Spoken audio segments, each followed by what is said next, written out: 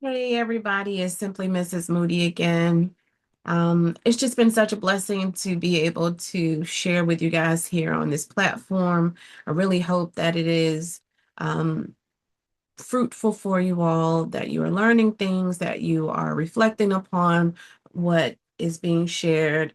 And please always know that it's coming from experience, it's coming from a place of healing, a healed heart that used to be hurt, from a healed place that used to be broken.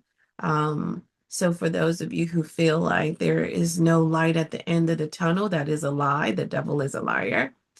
And so I'm just going to continue on with sharing these things. So today's topic is talking about assumptions. And boy, oh boy, do we make assumptions. I think that we make them so much that we don't even realize when we're doing them, and forecasting. I want to talk a little more about that. Um, but let's just get into assumptions. Now, most of us know what the common definition of assumptions are, but they are things that we come up with, and there's roots to why we make assumptions. And we'll talk about that. But the truth of the matter is, assumptions are not facts. Okay. Um, they are conclusions we come to when we don't have enough information. One of the things that I always say to my clients is that an assumption, or did you ask? Did you research?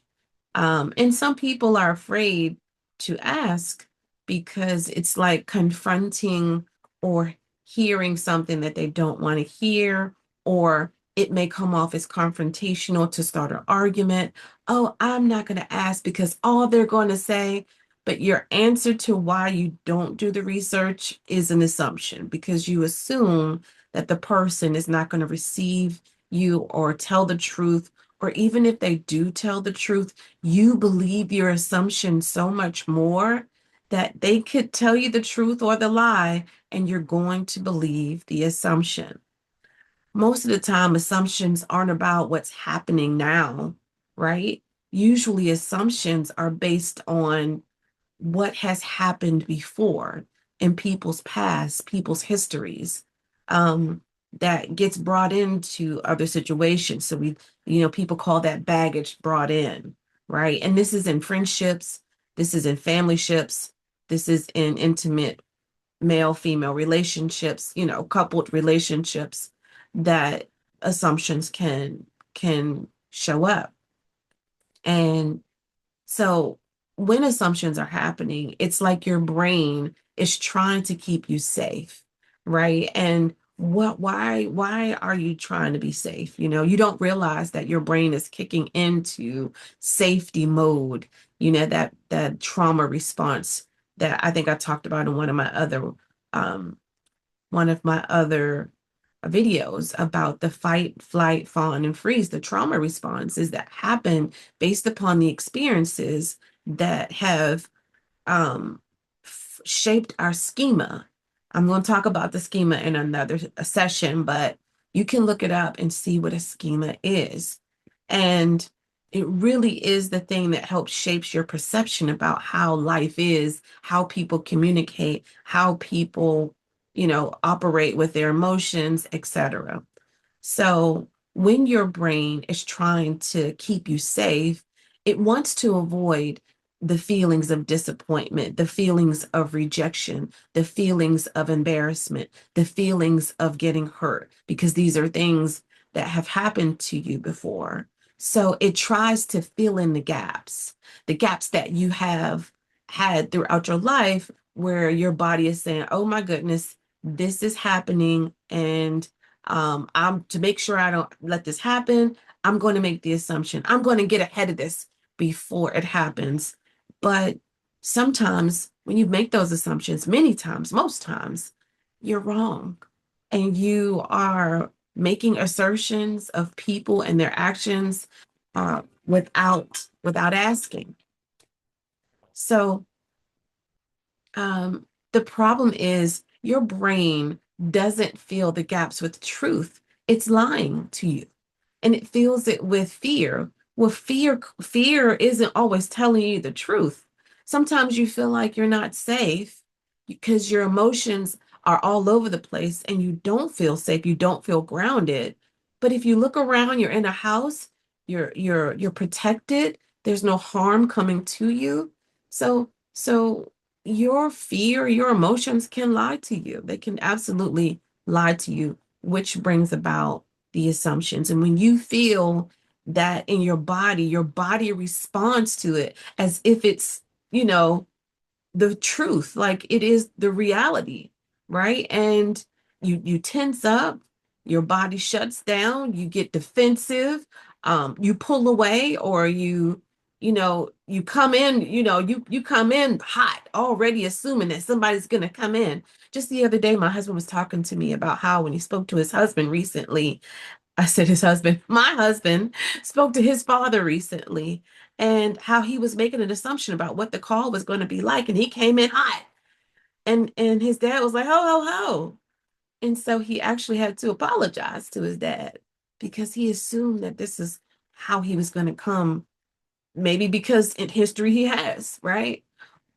But we can't assume that. We have to get clarity. We have to ask. We got to research. We got to observe and see what's going on before we make those assumptions. Um, and this is all based on something that actually hasn't happened yet.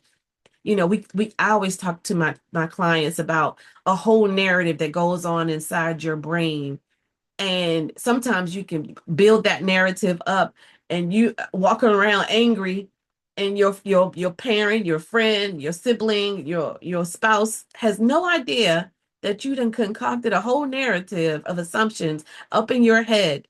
And then the story becomes real and true for you. You done worked your emotions all up to the end. Now you're chopping at somebody, and the thing didn't even happen. Nothing happened. It's exhausting. It's exhausting. And one of the most important skills you can learn in separating the facts from stories is asking the questions. Facts are what we see, facts are what we hear, facts are what we can verify. Stories are things that are made up. They're fictitious, right? So stories are the meanings you assign to those facts, right? So here's some phrases that commonly happen when we assume. If someone starts a sentence with probably, mm-mm, no, that's an assumption. She probably, or he probably, right? Um, I think how you think about what you're saying. So if before I make an assumption, I'm going to say, is it true? Or I just want to make sure I'm not making any assumptions. So it feels like this, but I could be wrong. So is it this or that? And that's kind of, and I honestly, you think I talk to my husband that way? I actually do address him in that way when I see myself about to make an assumption. Even if it's something that he's done before, I'm still going to ask. I'm still going to ask because I don't want to assume. What if he's trying to be better in that space and my assumption is not given space or grace for him to grow? And you keep doing that to people, they're just like, forget it. I'm not even going to try. I'm not even going to try. Right? Because you believe what you believe. It don't matter what I say. I've had so many people say this to me in mother-daughter relationships, in husband-wife relationships, in, you know, these people, these couple relationships that I've seen in the way we communicate, the way we think, right? And like I said, it's very, very exhausting, you know? So your feelings are valid when you feel what you feel, but your feelings are not the proof that is the truth. I just want to be clear that if you're feeling a way, it's good to express that. I feel this, this, this, this, this. And then you give the other person an opportunity to say, gosh, I'm sorry that you feel that way. That was not my intention. This is not where it was going. And clarify. It's important that you allow people to clarify for you. And if you don't believe their truth, then that tells me that you have trust issues. And that's a whole nother thing that we can talk about in our session. Um, I meant on this in this platform. So just because something feels true, it doesn't mean that it is true, right? And the you have to check yourself for this. You have to ask yourself that question. I know I'm thinking this, but is this true? Do you have proof? People don't ask for clarity because they're afraid of confrontation. Just period. Most people in the world do not like to confront. But I think you can confront with compassion. I've talked about things like this before. For a lot of people, confrontation has meant conflict, rejection, or being made to feel small or gaslighting, right? So the nervous system learns to avoid confrontation. I think also that if we are learning how to be confrontational, and I know that's just a bad word, but I don't have a better one. I say confront with compassion. If we are operating this way, if you're the person on the other side, you've got to allow people to um present to you, right? To ask. I know some people are so just on edge. I already can tell you judging me. I'm just asking a question. I mean, you sound condescending. Maybe I'm just frustrated. Can I be frustrated? Can I express that I'm frustrated? Sometimes people hear frustration and as like you're not doing something or you're whatever. And that's also, so it's not just the way we present ourselves and speak, but it's how we receive the information too. And sometimes receiving that information is an assumption. I know what you meant. You meant this. There's been times I've talked to my husband and I'll say one thing and he'll hear another. I have a really good story of my son. I asked him a question. I was frustrated and I asked him a question. He thought I was being condescending.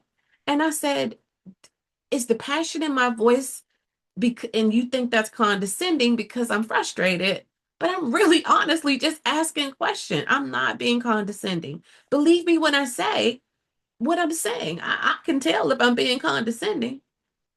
I can tell if I'm being sarcastic, and that's really just not how I roll. But some people live in the world of sarcasm. I don't. I don't like it. I think it sends mixed signals, right? And sometimes it's not funny for everyone, right? But accusing accusation sounds like control, right? And it sounds like blame. It sounds like I've already decided who you are and what you meant. So clarity sounds like curiosity. It sounds like humility. It sounds like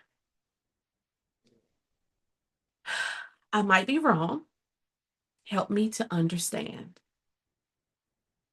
So when you assume instead of ask, you protect yourself, um, and you protect yourself from being vulnerable or your vulnerability because you also block connections, right? And then you feel like, and then once you block those connections, you feel like, okay, well, guess what? I'm going to isolate. I got to be honest with you guys. Clarity requires courage. It requires courage. It requires you stepping outside your comfort zone. It requires slowing down your body, learning how to regulate those emotions. We've talked about this in other sessions, I mean, other videos. And it requires sitting with the discomfort of not knowing right away, like not knowing what's coming next. But clarity reduces anxiety, assumptions increase it. Okay. Um, you're not weak for needing clarity. You are not needy for asking questions. And you are emotionally mature. We've talked about emotional maturity. When you choose to ask instead of accuse or assume. Healthy relationships are not built on guessing. Come on. Everybody always talking about let's keep it 100. Well, let's keep it 100.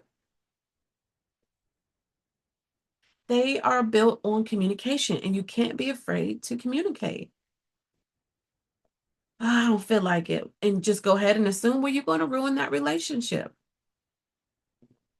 I'm going to tell you in a loving, compassionate way, grow up. Grow up. It requires a level of maturity and growth.